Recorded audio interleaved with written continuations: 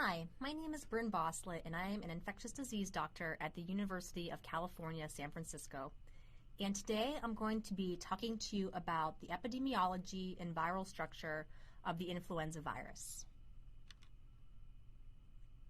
If we return to our major human pathogens map, we are in the viruses section. Under the viruses section, we are in the RNA viruses subdivision, and we will be specifically discussing influenza today. By the end of this session, you should be able to recognize the impact of the influenza virus on worldwide morbidity and mortality, and describe the structure of the influenza virus and how it relates to epidemics and pandemics. Influenza occurs globally, infecting up to 1/5 of the world's population each year. Illnesses can result in hospitalization and death, mainly among high-risk groups, which includes the very young, the elderly, and the chronically ill.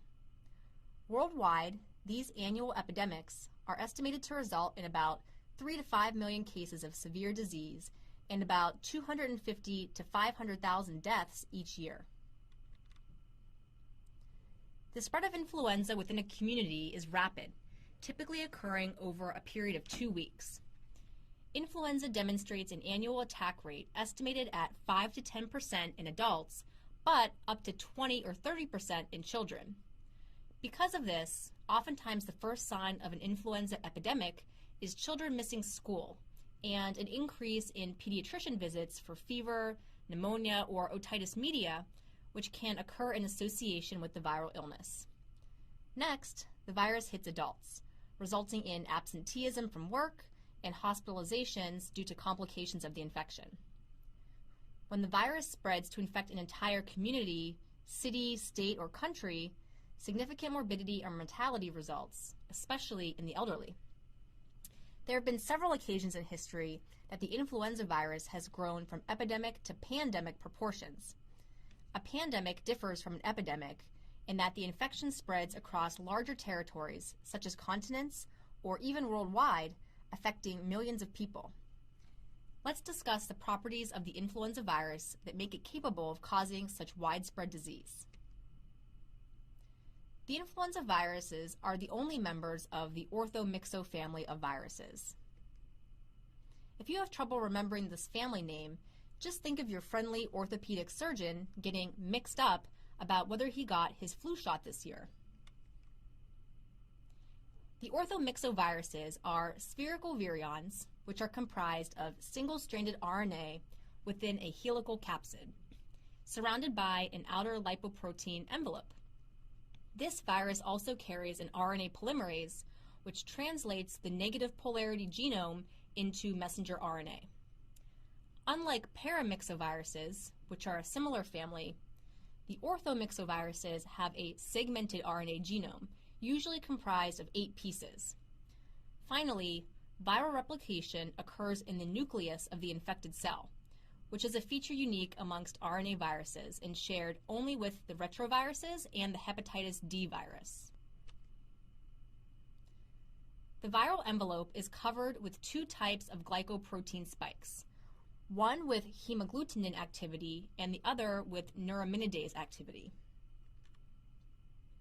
The function of hemagglutinin is to bind to cell surface receptors, which are sialic acid receptors, but are also called neuraminic acid receptors, thus activating fusion of the host cell membrane with the virion membrane and dumping the viral genome into the host cell. This is the initiating step of infection. Sialic acid receptors are found on both respiratory epithelial cells and also red blood cells. So viruses that have hemagglutinin on their surfaces can also act to agglutinate or clump red blood cells, giving this protein its name. Finally, hemagglutinin is antigenic, meaning that neutralizing antibodies directed against it will block binding and prevent infection. Neuraminidase has 2 roles. First, neuraminidase cleaves sialic acid, which is critical for the release of progeny virus from the infected cell. As viruses are assembled, they bud out of the host cell membrane, but the new virion's hemagglutinin is bound to the host cell's receptors until cleaved by neuraminidase. Afterwards, the virion escapes to infect a new cell. The other role of neuraminidase is to degrade the protective mucus layer of the respiratory epithelial tract, enhancing the ability of the virus to reach these cells. Like hemagglutinin, neuraminidase is antigenic, but antibodies directed against it do not neutralize infectivity. However, these antibodies do seem to reduce disease burden, perhaps decreasing the spread of virus. Within the orthomyxo family are 3 types of influenza, named A, B, and C. This grouping is based on the internal ribonuclear proteins. Influenza A has the ability to infect both humans and other mammals, as well as birds, and this characteristic makes it responsible for several influenza pandemics, which we will discuss further. Influenza B infects humans only, and while it is capable of causing influenza epidemics, it does not cause large-scale pandemics. Influenza C also infects humans only, but it causes only mild respiratory tract infections and is not responsible for large outbreaks of influenza. Within the subgroup of influenza A, there are many subtypes, separated by their differences in hemagglutinin and neuraminidase. 16 different subtypes of hemagglutinin and 9 different subtypes of neuraminidase have been described. Influenza A subtypes are named by their specific combinations of hemagglutinin and neuraminidase, such as H1N1.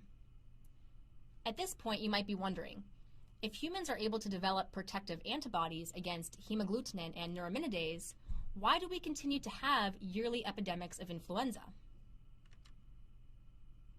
The answer lies in the antigenic changes that occur within the influenza virus.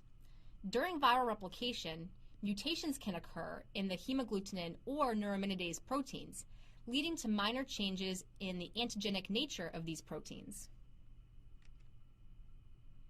The resulting new strains are only partially recognized by our immune system, leading to seasonal influenza disease. This phenomenon is referred to as antigenic drift, and it occurs in all types of influenza virus. Sometimes a more drastic change of antigens occurs, from which totally different types of hemagglutinin and/or neuraminidase emerge.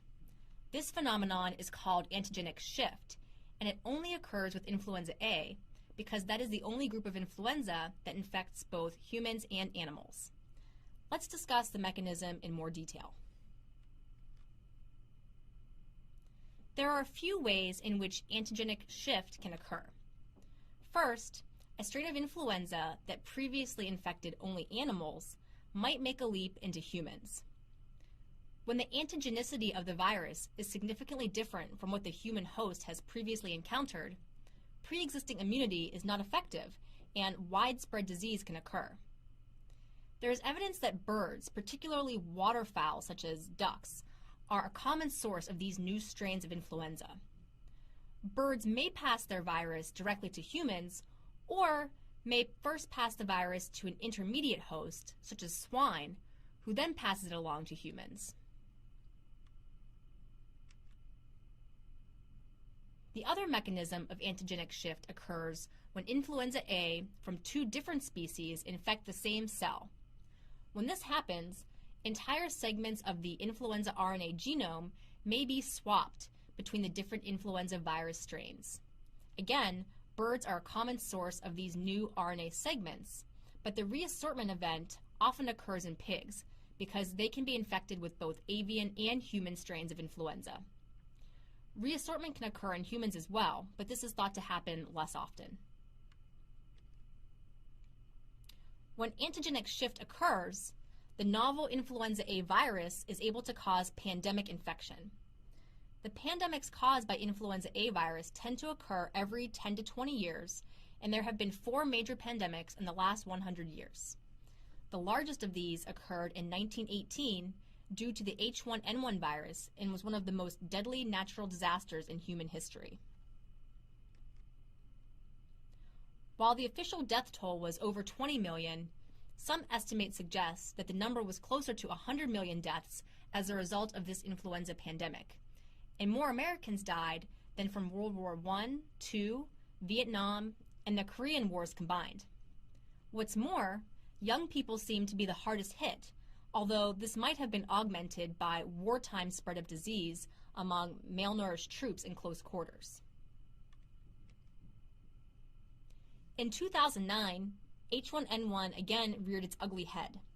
The CDC estimates that between 43 and 89 million people were infected with H1N1 between April 2009 and April 2010, once again disproportionately affecting young people. They estimate between 9,000 and 18,000 H1N1 related deaths occurred in the U.S. alone. A total of 74 countries were affected by this pandemic. By November 2009, mass vaccination against H1N1 was instituted, and 80 million people were vaccinated, likely mitigating the total potential impact of this outbreak. In 1997, avian influenza A, also known as H5N1, was first documented as causing a severe form of human influenza in Hong Kong. Please recall that most recombination events leading to new strains of influenza have their root in birds, particularly waterfowl. Therefore, although this particular strain of influenza is called avian flu, most strains are avian in origin, so it's somewhat of a misnomer. Following the 1997 cases, in 2003-2004, there was a large epidemic among poultry populations in Asia, and millions of chickens were killed in order to stop the spread of the disease. However, despite these efforts, there were over 100 confirmed cases of the virus in humans, although almost exclusively in people who had direct interactions with poultry. However, several human-to-human transmissions did occur among close contacts. To date, there have been documented human cases in 15 countries with approximately a 60% mortality. In 2013, another so-called avian influenza virus, known as H7N9, has emerged in humans in China, causing severe respiratory illness in all patients and death in 1/3 of those infected. Poultry is again thought to be the source, and so far there is no sustained human-to-human transmissions. However, these cases raise significant concern for an avian-human recombination event, which could lead to the next antigenic shift and influenza pandemic.